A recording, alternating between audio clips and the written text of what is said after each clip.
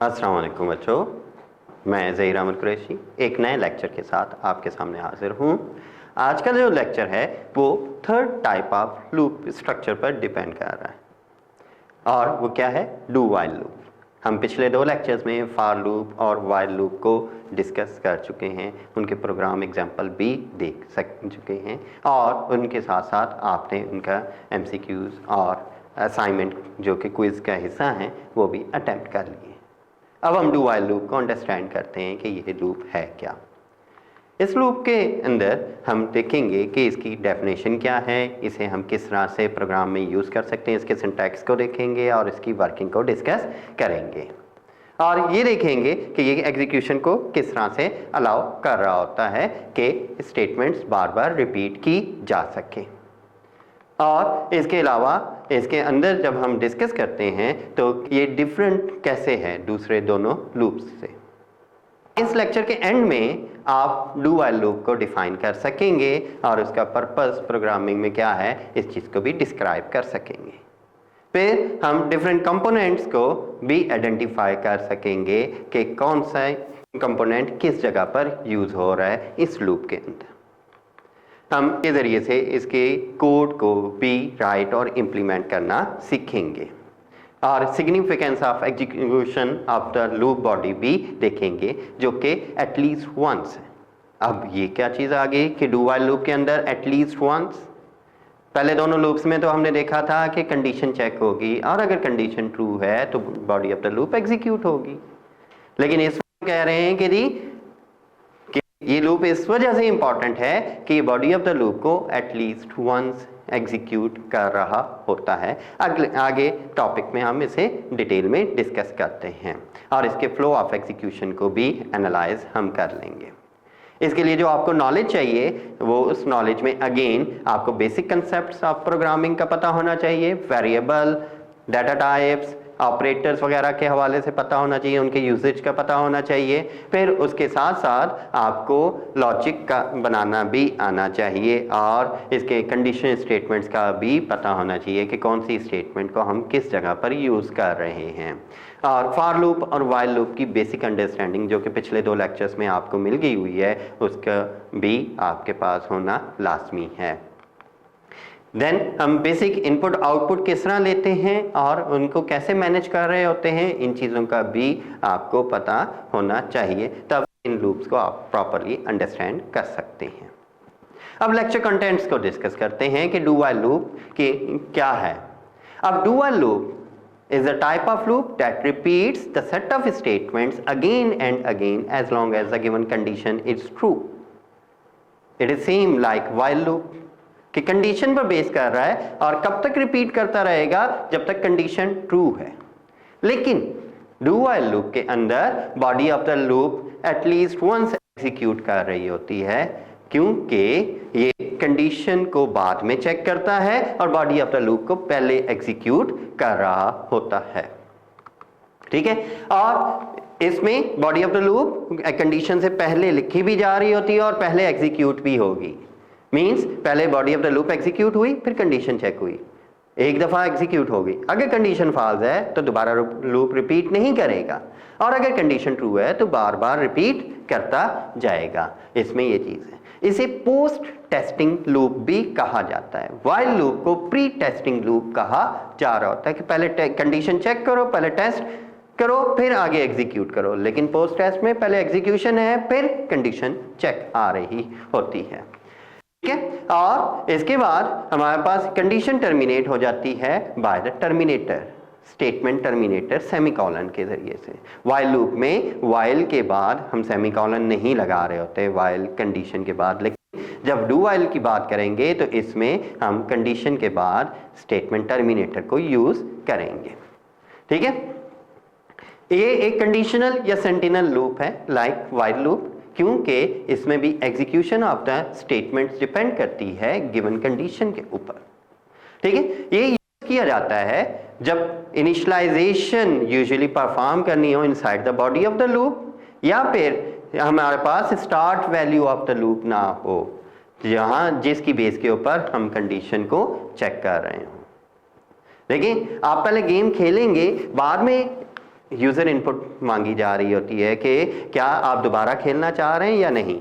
आपको गेम के स्टार्ट में ही तो नहीं मांग लिया जाता, पूछ लिया जाता कि क्या आप गेम खेलना चाह रहे हैं। आप गेम आपने ऑन की है, ओपन की है, उसे प्ले करने के लिए ही की है। पहले प्ले करते हैं, फिर एंड में कंडीशन आ रही होती है कि do you want to try again, और अगर यस तो आप रिपीट कर रहे होते। मीन्स यहाँ पर आप ये देख लें कि ये अगर ये एग्जाम्पल जो है गेम प्लेइंग वाली बेस्ट सूट करती है किसके थ्रू, डू व्हाइल लूप के जरिए से। ठीक है, तो ये चीज आपके पास आ जाती है। जब इनिशियलाइजेशन का नहीं पता होगा या फिर initialization body of the loop का हिस्सा होगी, तब हम क्या करेंगे, डू व्हाइल लूप को यूज करेंगे। इसका जनरल सिंटैक्स हम डिस्कस हैं। इसमें आपका जो लूप स्टार्ट होता है वो डू के कीवर्ड से हो रहा होता है। इसके बाद बॉडी ऑफ द लूप आती है जिसमें इनिशियलाइजेशन आ गई, बॉडी आ गई, एंड इसकी ये बॉडी टर्मिनेट कर रही होती है। आफ्टर दिस व्हाइल की कंडीशन आ रही है। देखिए, कंडीशन या स्टेप वैल्यू, और उसके बाद अदर स्टेटमेंट्स आ जाती हैं। ये इसका बेसिक सिंटैक्स है। अगेन रिपीट कर रहा हूं कि डू के कीवर्ड से ये लूप स्टार्ट होता है, then body of the loop आती है, देन व्हाइल कंडीशन आ रही होती है, और कंडीशन के एंड में देखें तो सेमीकोलन भी आ रहा होता है जो कि टर्मिनेशन को इंडिकेट कर रहा होता है। अब हम इसकी working with flow chart discuss करते हैं। अब देखें, डू व्हाइल लूप के अंदर सबसे पहले लूप बॉडी एग्जीक्यूट करेगी फर्स्ट टाइम, और फिर कंडीशन चेक होगी। अगर तो कंडीशन ट्रू है then again body of the loop execute कर जाएगी, और फिर कंडीशन चेक होगी, फिर ट्रू है तो ये रिपीट करता जाएगा। कब तक, जब तक कंडीशन फॉल्स नहीं हो जाती। और जैसे ही कंडीशन फॉल्स हो जाएगी, कंट्रोल आउटसाइड मूव कर जाएगा और अदर स्टेटमेंट्स को एग्जीक्यूट कर देगा। इसकी एग्जाम्पल को हम डिस्कस करते हैं। इसकी एग्जाम्पल है कि write a program using do while loop to print sum of ages of students unless user enters any negative value। जब तक यूजर कोई नेगेटिव वैल्यू इंटर नहीं करता तब तक क्या करते जाओ, स्टूडेंट्स की एजेस जो यूजर इनपुट कर रहा है उनका सम कैलकुलेट करते जाओ। प्रोग्राम को स्टार्ट करेंगे अपने कन्वेंशनल वे में, जो वाइड मेन है, ऊपर हेडर फाइल्स आ जाती हैं, और इसके बाद बॉडी ऑफ द लूप आ गई। हमने एक वेरिएबल ले लिया एज इज इक्वल टू 0 और दूसरा वेरिएबल सम। हमने एज का सम कैलकुलेट करना है, दोनों की स्टार्टिंग वैल्यू 0 रख दी है। अगर हम इनिशियलाइज वैल्यू स्टार्टिंग वैल्यू नहीं रखते वेरिएबल्स की तो गार्बेज वैल्यू रीड हो जाती है, फिर और हमारा रिजल्ट सही नहीं आ रहा होता। क्लियर स्क्रीन फंक्शन आ गया। देन डू का कीवर्ड आ रहा है जिसके जरिए हम लूप की बॉडी को स्टार्ट कर रहे हैं। इसके बाद मीटर्स आ गए, sum is equal to sum plus age. अब सम की वैल्यूज हमने 0 0 रखी थी और इधर एक्सप्रेशन पहले मैंने कैलकुलेट कर लिया। फिर आते हैं प्रिंट एफ, इनपुट लेंगे, enter age of the student, then scanf, हम एज के वेरिएबल में उस एज को स्टोर कर देंगे। ठीक है, तो ये है हमारे पास बॉडी ऑफ द लूप। लेकिन यहां पर देखिए इनिशियलाइजेशन या स्टेप वैल्यू आ रही है, कौन सी, स्कैन एफ, जो यूजर से इनपुट ली है यहां से वैल्यू इनिशियलाइज हो रही है, और यही स्टेप वैल्यू है। अगली repetition of the loop depend किस पर कर रही है, इसी वैल्यू के ऊपर कर रही है। ठीक है, बॉडी ऑफ द लूप आ गई। देन हमारे पास आ रहा है while age is greater than or equal to 0, क्योंकि हमने ऊपर स्टेटमेंट में ये कहा है कि जब तक यूजर नेगेटिव वैल्यू इनपुट नहीं करता तब तक लूप को रिपीट होते जाना है। कंडीशन आ गई एंड देन प्रिंट एफ कर देंगे at the end outside the loop, sum of edges is equal to, और सम की वैल्यू जो भी आएगी वो इधर आ जाएगी। ठीक है, इसकी जो आउटपुट है, आउटपुट देखिएगा कि सबसे पहले यूजर ने इंटर कर दिया, enter age of the student 25, इसने सम कर लिया, सम इज इक्वल टू 25 को चेक किया, ग्रेटर देन 0 है, ये ऊपर गया स्टेटमेंट में, बॉडी ऑफ द लूप में स्टेटमेंट के जरिए से इसे कैलकुलेट कर लिया, 0 प्लस 25 सम की न्यू वैल्यू आ गई। आफ्टर दैट फिर दोबारा इनपुट मांगी, enter age of the student, again user ने इंटर कर दिया 24।